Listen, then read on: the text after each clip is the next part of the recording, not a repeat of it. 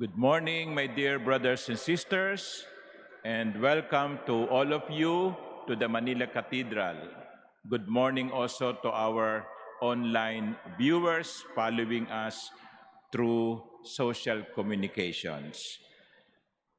My dear sisters and brothers, when I was a young boy serving as a sacristan in Navotas, I remember that during the Ascension Sunday, like we are celebrating now, there was always an instruction to us, sacristan, that after the gospel reading, one of us will turn off the light of the Paschal candle.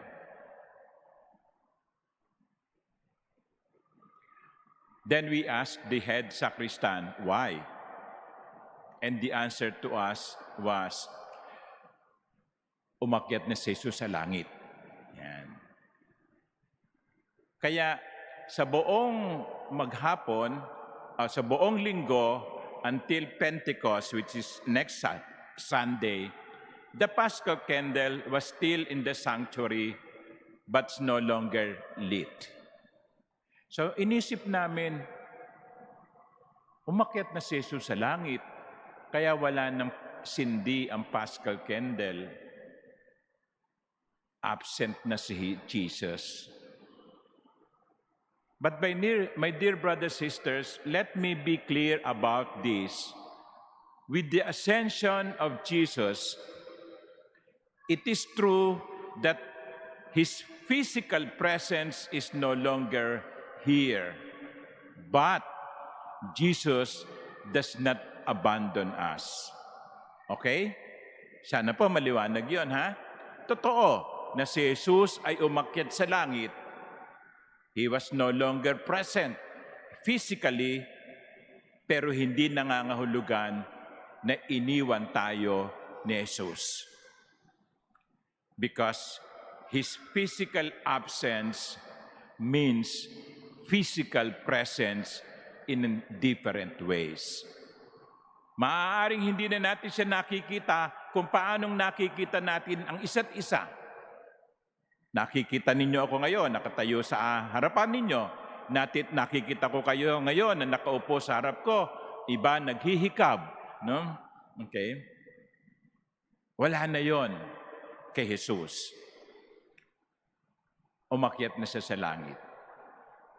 Pero siya'y kasama pa rin natin ngayon. Palagay ko, napakagandang aral yan sa atin, yung physical presence and absence. Because sometimes, even in families, we are physically present, but we are mentally absent. Ang importante ay yung physical presence and physical and mental presence. Hindi lamang yung nagkakasama-sama sa pamilya, magkakasama sa isang lamesa, magkakasama sa isang kwarto, magkakasama sa isang tahanan. Hindi lang ganon. Dapat merong communication. Merong pag-uusap. Kasi madalas ganitong eksena, ha? Ewan ko kung totoo yan sa mga pamilya nyo, no? Pero kuminsan ganitong eksena sa mga pamilya, magkakasama, pero may kanya-kanyang tinitig ng cellphone. Mga nanay at tatay, huwag niyong hayaan na maging habit ng inyong pamilya yung ganon. Magkakasama, pero hindi nag-uusap. Jesus is no longer with us physically. We cannot touch His hand. We cannot see His face anymore, just like what the disciples experienced. But Jesus is spiritually present. Huwag kayong pumayag o gumaya doon sa mga ibang mambabatas, no? Physically present, no? Uma-attend, may attendance, pero hindi productive. Walang nangyayari. Jesus is not physically present, but His grace overflows. He works even now. He is productive. Physical presence demands physical production. Present ka nga, wala ka man na itutulong, nang gugulo ka pa. Of course, kabaligtaran din naman totoo, physically absent, pero tumatanggap ng sweldo. Di ba? Sarap naman ng buhay. No? Sa opisina ba, merong ganon? No? Di ba? Absent. Minsan, late. Pero, kompleto ang sweldo, ang sarap ng buhay. Sana ganon lahat, no? Physical presence, spiritual presence. Jesus may not be physically present, but Jesus is with us. That is the first reminder of the Ascension Sunday. Jesus does not abandon us. Kaya nga narinig natin sa Ebanghelyo, "Behold, I am with you always until the end of the age." Kaya kapag may problema, alam natin, naririnig tayo ni Jesus. Kapag may pinagdadaanan, alam natin meron tayong matatawagang Jesus. Sapagkat nakikita niya ang nangyayari sa atin, alam niya kung ano ang nangyayari sa atin. Hindi siya katulad ng Paschal candle na walang ilaw. Paschal candle na may sindi. But the second lesson of this Ascension Sunday is what we heard in the first reading. So, umakyat na si Jesus sa langit at yung mga alagad nakatingala. Nakatingala. At may dalawang lalaking nagsabi at nagpakita sa kanila at nagsabi, "Men of Galilee, why are you standing up, looking up to heaven?" Huwag kayong tumingala sa langit. Umalis si Jesus, pero may binigay siyang misyon sa inyo. Umalis si Jesus, pero meron siyang assignment na ibinigay sa inyo. Kaya huwag kayong tatayo-tayo dyan. Yan, mga minamahal kong kapatid, ang gusto ding sabihin sa atin ng pagdiriwang na ito. The ascension is the end of Jesus' work, but it is also the beginning of the church's mission. Ha? Totoo yun, ha? Si Jesus umalis, pero may ibinigay sa ating assignment. Anong assignment natin? Gawin natin ang mundong itong banal. Gawin natin ang mundong itong makatarungan. Gawin natin ang mundong ito na mapagmahal. Gawin natin ang mundong ito na matino. Kaya nga ang sabi ng Panginoon sa Ebanghelyo, "Go! Go therefore and make disciples of all nations, baptizing them in the name of the Father and of the Son and of the Holy Spirit. Make them part of the family of God. Make them members of the people of God. Baptize them, and through them and through you, make this world a better world." Yan ang ating misyon. Yan ang trabaho natin. Sa madaling salita, tayo ang magpapatuloy ng ginawa o pinasimulan ni Jesus. Ang kanyang pangangaral tungkol sa kabutihan, ang kanyang pangangaral tungkol sa kaharian ng Diyos, ang kanyang paggawa ng mga himala, ang kanyang pagpapakita ng kabutihan, ang kanyang pagtanggi na maging alipin ng kasalanan. That mission, that work is also my mission, your mission, our mission. Kaya, ang sabi ng mga lalaki, "Men of Galilee, do not just stand there looking up.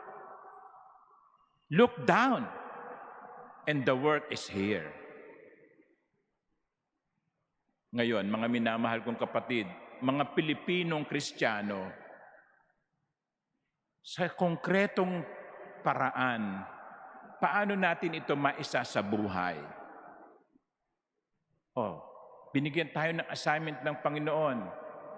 Bilang mga Pilipinong nabubuhay ngayon sa taong 2026, sa gitna ng mga kaguluhan, sa gitna ng nakakagigil, na katiwalian at pagtatanggol sa mali, what is our role?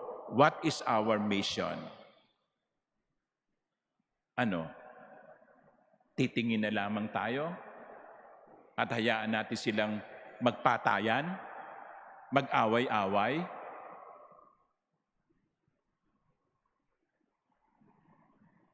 Ano ang ating papel? Ano ang ating misyon?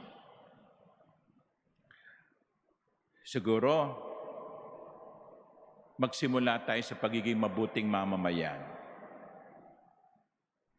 Mga mabubuting Pilipino. Magmasid. Tignan ang nangyayari at kumilos. Pero kumilos ng naaayon sa batas. At pagdating ng halalan, bilang mga Pilipinong Kristiyano, tignan natin ang ating pagboto bilang isang sagradong gawain na hindi mababayaran, na hindi mapapalitan ng pabor. Pumili tayo ng mga pinuno na tunay na maglilingkod sa bayan. Let us not change the world. Let us change the Philippines. And from there, change the world. Let us not change the Philippines. Let us change ourselves. And from there, change the Philippines, change the world. Sa akin, sa atin, magsisimula ang pagbabago. Tandaan ninyo, yung mga politiko ngayon, yung iba dyan kakandidato uli, matuto na po tayo. Tandaan natin ang kanilang mga kawalanghiyaan. Mahalin natin ang ating bayan. Maging tapat tayo sa ating misyon. Ngayon, sasabihin nyo, Father, mahirap po yata yan. Nag-iisa lang ako. Anong magagawa ng iisa? O anong magagawa ng 10? Anong magagawa ng 100? Well, katulad po tayo ng walis tingting. Isang tingting, hindi makapaglilinis. 2 piraso ng tingting, walang magagawa.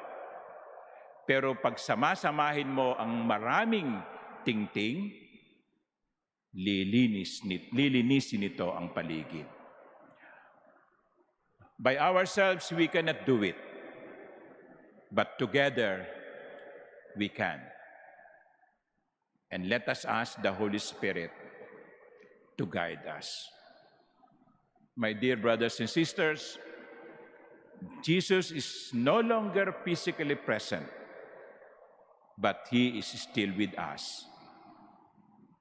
Jesus has ended His work, but ours has begun. Let us be truthful to that mission. Amen.